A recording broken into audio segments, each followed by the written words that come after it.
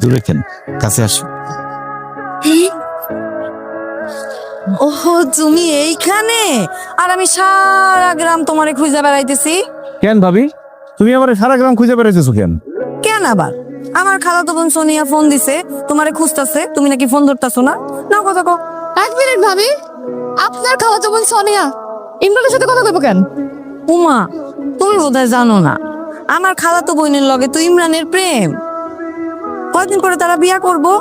তারা নাকি একজন আর একজনের ছাড়া বাসবই না।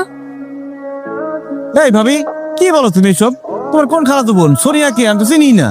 ও, চিনো না? না, সুমি সামনে খাড়ায় রইছে, এই জন্য এখন আমার খালাতো বোনরা চিনতে পারতেছো না।